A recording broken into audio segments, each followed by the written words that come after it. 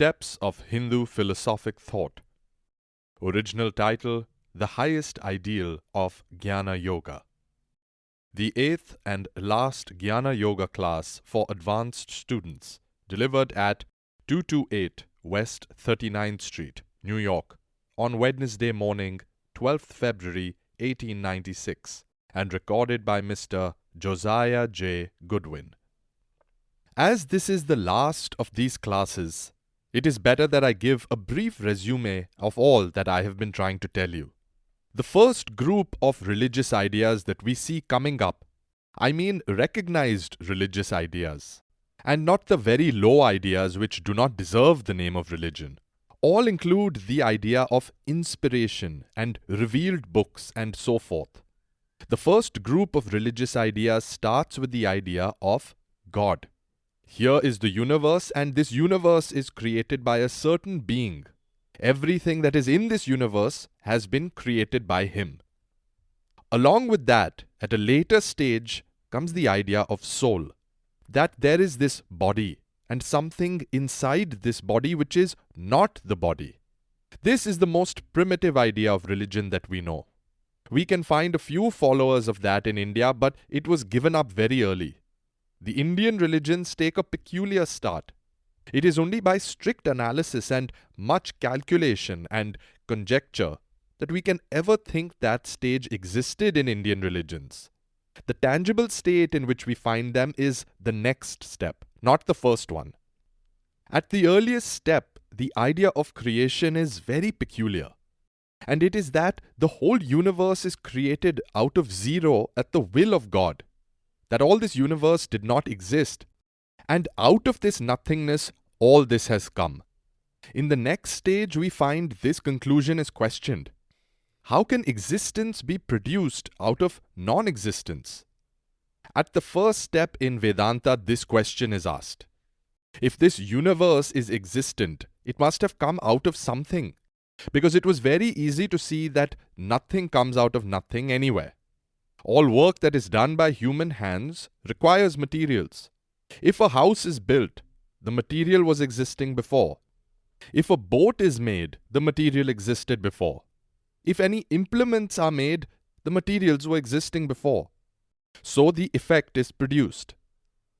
Naturally, therefore, the first idea that this world was created out of nothing was rejected, and some material out of which this world was created was wanted. The whole history of religion, in fact, is this search after that material. Out of what has all this been produced? Apart from the question of the efficient cause or God, apart from the question that God created the universe, the great question of all questions is, out of what did He create it? All the philosophies are turning, as it were, on this question.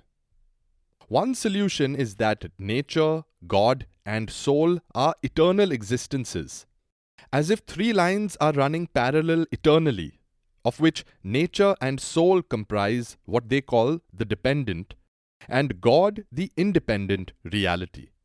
Every soul, like every particle of matter, is perfectly dependent on the will of God.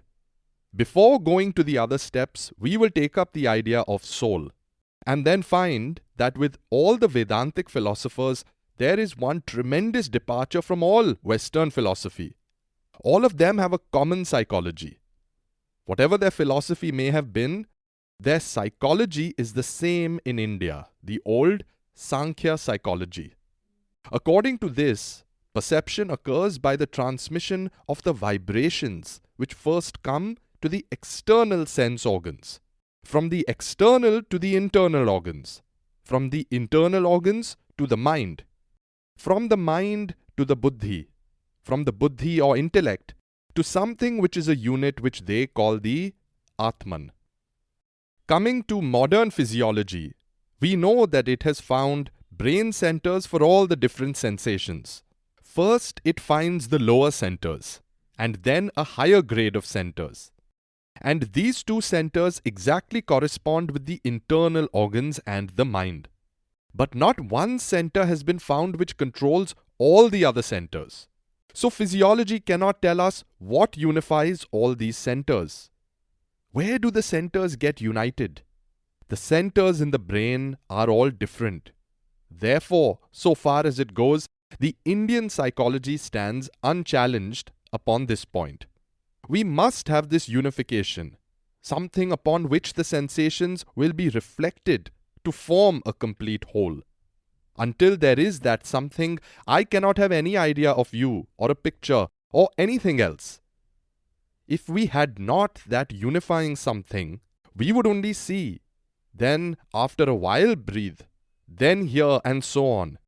And while I heard a man talking, I would not see him at all, because all the centers are different. This body is made of particles which we call matter, and it is dull and insentient. So is what the Vedantins call the fine body. The fine body, according to them, is a material, but transparent body made of very fine particles, so fine that no microscope can see them. What is the use of that? It is the receptacle of the fine forces.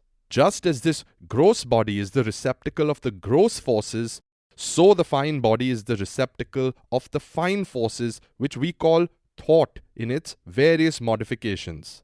First is the body, which is gross matter with gross force. Force cannot exist without matter.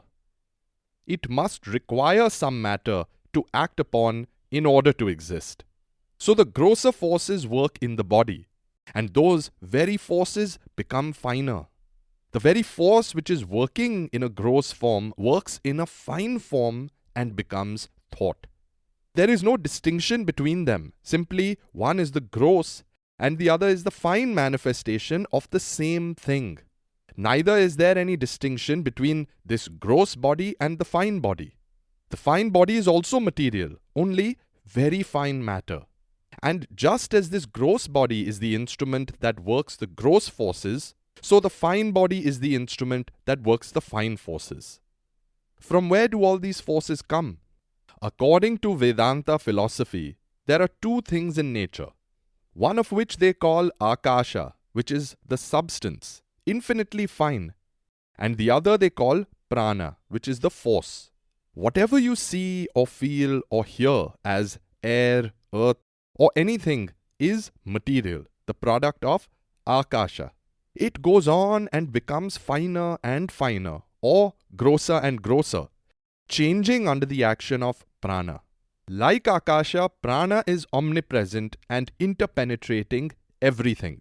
Akasha is like the water, and everything else in the universe is like blocks of ice, made out of that water and floating in the water. And prana is the power that changes this Akasha into all these various forms.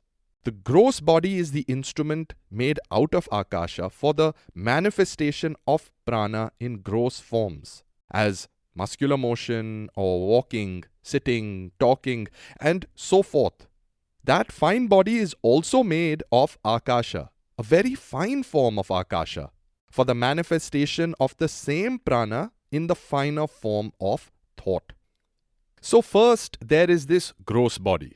Beyond that is this fine body. And beyond that is the jiva, the real man.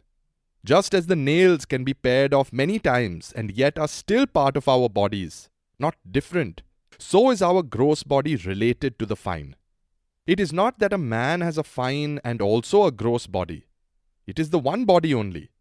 The part which endures longer is the fine body, and that which dissolves sooner is the gross. Just as I can cut this nail any number of times, so millions of times I can shed this gross body. But the fine body will remain. According to the dualists, this jiva or the real man is very fine, minute. So far we see that man is a being who first has a gross body which dissolves very quickly, then has a fine body which remains through eons, and then he is a jiva. This jiva, according to the Vedanta philosophy, is eternal, just as God is eternal. Nature is also eternal, but changefully eternal. The material of nature, prana and akasha, is eternal, but it is changing into different forms eternally. But the jiva is not manufactured either of akasha or prana. It is immaterial and therefore will remain forever. It is not the result of any combination of prana and akasha, and whatever is not the result of combination will never be destroyed, because destruction is going back to causes. The gross body is a compound of akasha and prana, and therefore will be decomposed. The fine body will also be decomposed after a long time. But the jiva is simple and will never be destroyed. It was never born for the same reason. Nothing simple can be born. The same argument applies. That which is a compound only can be born. The whole of nature, comprising millions and millions of souls, is under the will of God. God is all-pervading, omniscient, formless, and He is working through nature day and night. The whole of it is under His control. He is the eternal ruler. So say the dualists. Then the question comes, if God is the ruler of this universe, why did He create such a wicked universe? Why must we suffer so much? They say it is not God's fault. It is our fault that we suffer. Whatever we sow, we reap. He did not do anything to punish us. Man is born poor or blind or some other way. What is the reason? He had done something before he was born that way. The jiva has been existing for all time, was never created. It has been doing all sorts of things all the time. Whatever we do reacts upon us. If we do good, we shall have happiness, and if evil, unhappiness. So the jiva goes on enjoying and suffering and doing all sorts of things. What comes after death? All these Vedanta philosophers admit that this jiva is by its own nature pure. But ignorance covers its real nature, they say. As by evil deeds it has covered itself with ignorance, so by good deeds it becomes conscious of its own nature again. Just as it is eternal, so its nature is pure. The nature of every being is pure. When through good deeds all its sins and misdeeds have been washed away, then the jiva becomes pure again. And when it becomes pure, it goes to what is called Devayana. Its organ of speech enters the mind. You cannot think without words. Wherever there is thought, there must be words. As words enter the mind, so the mind is resolved into the prana, and the prana into the jiva. Then the jiva gets quickly out of the body and goes to the solar regions. This universe has sphere after sphere. This earth is the world sphere in which are moons, suns, and stars. Beyond that there is the solar sphere, and beyond that another which they call the lunar sphere. Beyond that there is the sphere which they call the sphere of lightning, the electric sphere. And when the jiva goes there, there comes another jiva, already perfect, to receive it, and takes it to another world, the highest heaven called the Brahmaloka, where the jiva lives eternally, no more to be born or to die. It enjoys through eternity and gets all sorts of powers, except the power of creation. There is only one ruler of the universe, and that is God. No one can become God. The dualists maintain that if you say you are God, it is a blasphemy. All powers except the creative come to the jiva, and if it likes to have bodies and work in different parts of the world, it can do so. If it orders all the minor gods to come before it, if it wants its forefathers to come, they all appear at its command. Such are its powers that it never feels any more pain. And if it wants, it can live in the Brahmaloka through all eternity. This is the highest man, who has attained the love of God, who has become perfectly unselfish, perfectly purified, who has given up all desires and who does not want to do anything except worship and love God. There are others that are not so high, who do good works but want some reward. They say they will give so much to the poor, but want to go to heaven in return. When they die, what becomes of them? The speech enters the mind enters the prana enters the jiva, and the jiva gets out and goes to the lunar sphere, where it has a very good time for a long period. There it enjoys happiness so long as the effect of its good deeds endures. When the same is exhausted, it descends and once again enters life on earth, according to its desires. In the lunar sphere, the jiva becomes what we call a god, or what the Christians or Muslims call an angel. These gods are the names of certain positions. For instance, Indra, the king of the gods, is the name of a position. Thousands of men get to that position.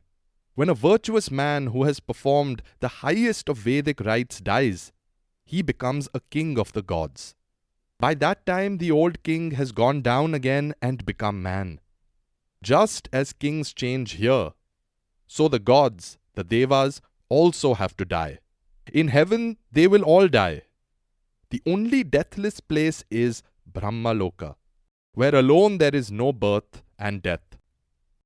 So the jivas go to heaven and have a very good time, except now and then when the demons give them chase. In our mythology, it is said there are demons who sometimes trouble the gods. In all mythologies, you read how these demons and the gods fought, and the demons sometimes conquered the gods. Although many times it seems the demons did not do as many wicked things as the gods. In all mythologies, for instance, you find the devas fond of women. So, after their reward is finished, they fall down again, come through the clouds, through the rains, and thus get into some grain or plant and find their way into the human body, when the grain or plant is eaten by men.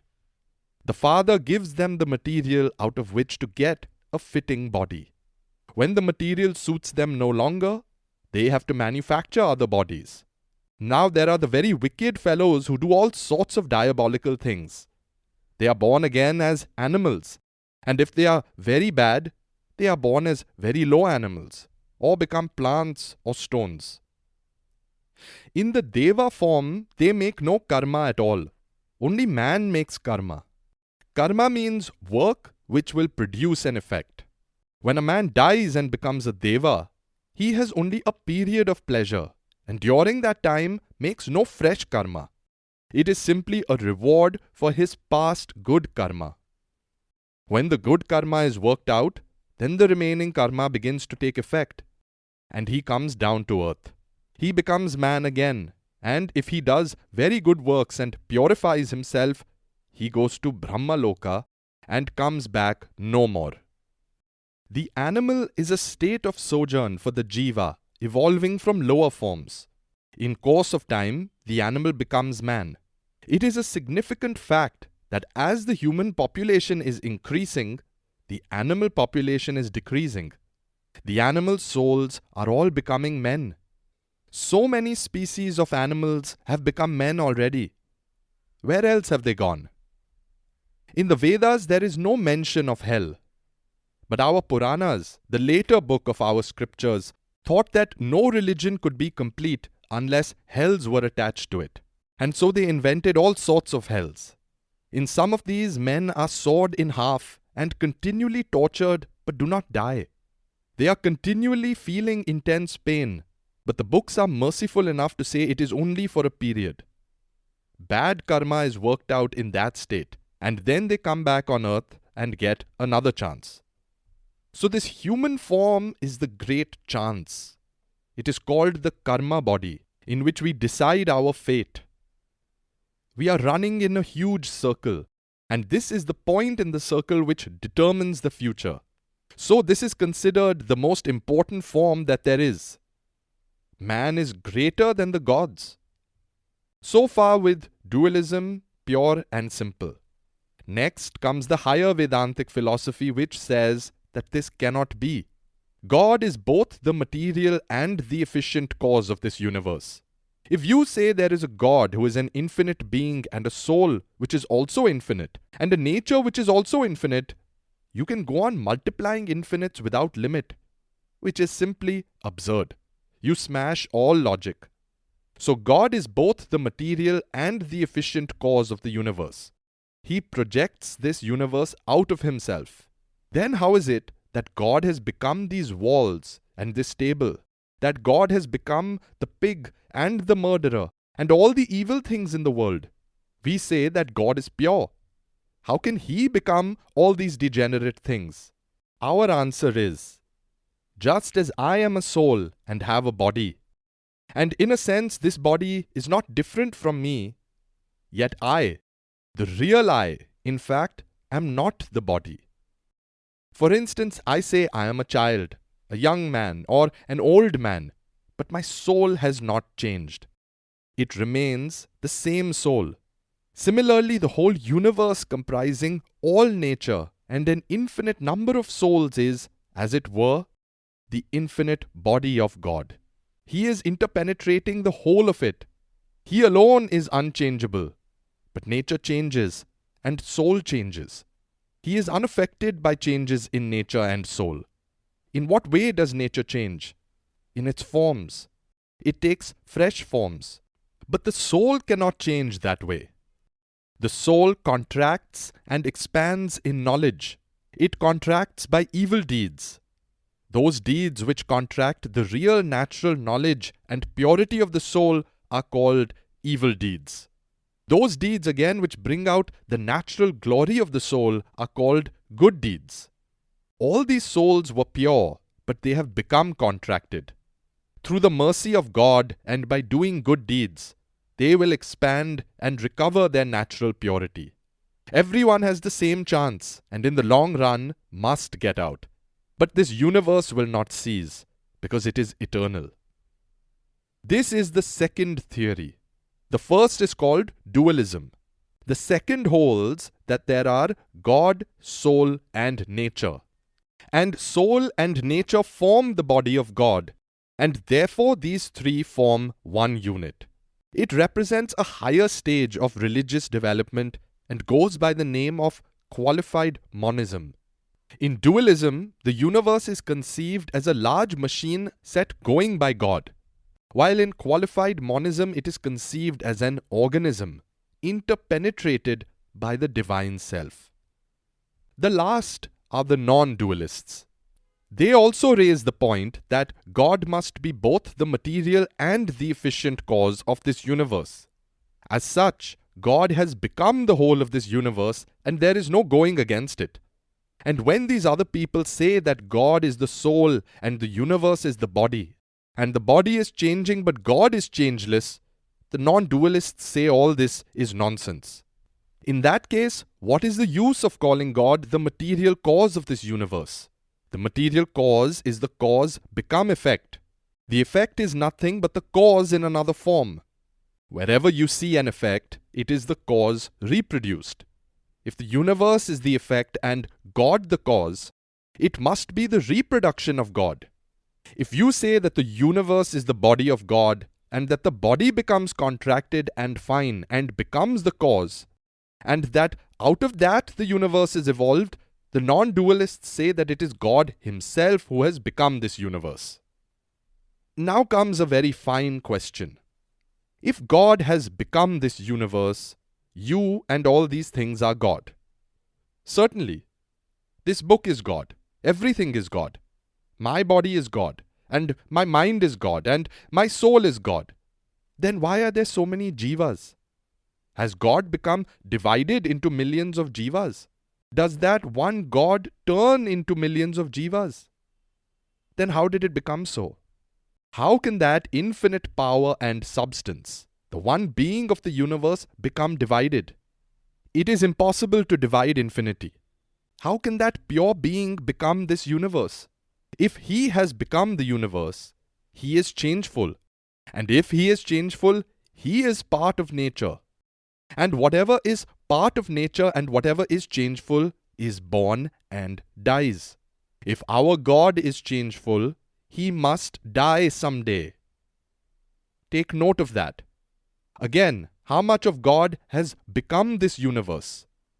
If you say X, the unknown algebraical quantity, then God is God minus X now, and therefore not the same God as before this creation, because so much has become this universe.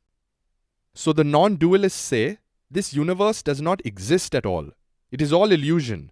The whole of this universe, these devas, gods, angels, and all the other beings born and dying, all this infinite number of souls coming up and going down are all dreams. There is no jiva at all. How can there be many? It is the one infinity.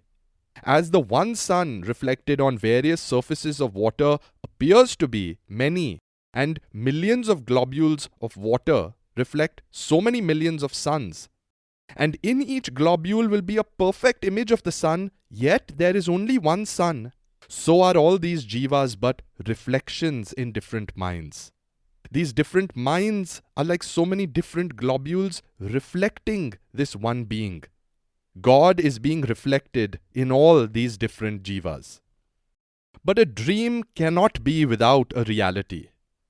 And that reality is that one infinite existence. You as body, mind or soul are a dream. But what you really are is existence, knowledge, bliss. You are the God of this universe. You are creating the whole universe and drawing it in. Thus says the Advaitin. So all these births and rebirths coming and going are the figments of Maya. You are infinite. Where can you go? The sun, the moon, and the whole universe are but drops in your transcendent nature. How can you be born or die? I never was born, never will be born. I never had father or mother, friends or foes, for I am existence, knowledge, bliss, absolute. I am He, I am He. So what is the goal according to this philosophy? That those who receive this knowledge are one with the universe. For them all heavens and even Brahmaloka are destroyed. The whole dream vanishes, and they find themselves the eternal God of the universe. They attain their real individuality with its infinite knowledge and bliss and become free. Pleasures in little things cease. We are finding pleasure in this little body, in this little individuality. How much greater the pleasure when this whole universe is my body?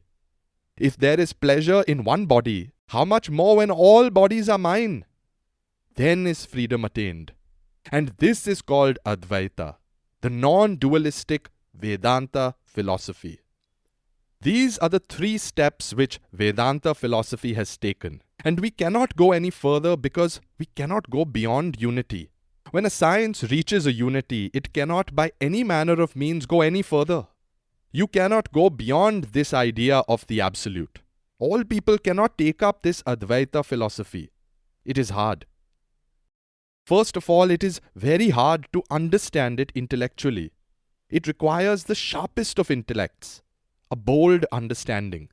Secondly, it does not suit the vast majority of people. So there are these 3 steps. Begin with the first one. Then by thinking of that and understanding it, the second will open itself. Just as a race advances, so individuals have to advance. The steps which the human race has taken to reach to the highest pinnacles of religious thought, every individual will have to take. Only while the human race took millions of years to reach from one step to another, individuals may live the whole life of the human race in a few years. Or they may be able to do it more quickly, perhaps in 6 months. But each one of us will have to go through these steps. Those of you who are non-dualists, look back to the period of your lives when you were strong dualists. As soon as you think you are a body and a mind, you will have to take the whole of this dream. If you take one portion, you must take the whole. The man who says, "Here is this world and there is no personal God," is a fool. Because if there is a world, there will have to be a cause, and that is what is called God. You cannot have an effect without knowing that there is a cause. God will only vanish when this world vanishes. Then you will become God and this world will be no longer for you. So long as the dream that you are a body exists, you are bound to see yourself as being born and dying. But as soon as that dream vanishes, so will the dream vanish that you are being born and dying. and so will the other dream that there is a universe vanish. That very thing which we now see as the universe will appear to us as God. And that very God who has so long been external will appear as the very self of our own selves. The last word of Advaita is Tat Tvam Asi, that thou art.